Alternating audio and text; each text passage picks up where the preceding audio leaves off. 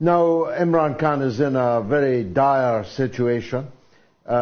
He's being held in prison. What they have in mind for Prime Minister Khan? Which is to keep him out of the forthcoming elections, because he remains, every opinion poll that's been able to be taken of any credibility shows him remaining as the most popular politician in Pakistan. There is no doubt whatsoever that these charges of corruption are ridiculous in the Pakistani context. Imran Khan, there are many things you can say about Imran. There are things you can say against Imran. There are very many good things about the man. But one thing he is not is corrupt. This is a man who has actually given the majority of his personal wealth to found 3 hospitals in Pakistan.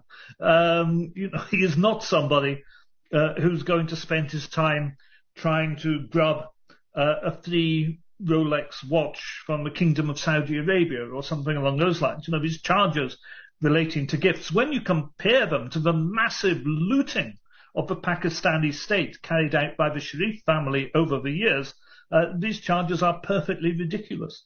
Now, we both remember the time when Imran Khan was never out of the newspapers in Britain, not just as a politician, but as a former playboy, as a wonderful ace cricketer, as a personality, a celebrity.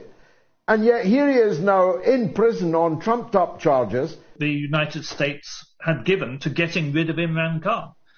And of course we have to remember why. He not only campaigned against drone operations in Pakistan, he stopped drone operations in Pakistan, and he stopped American military operating out of Pakistan.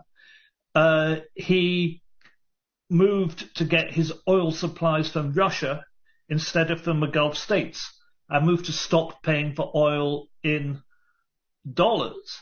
He refused to back motions at the United Nations supporting the United States position on Ukraine.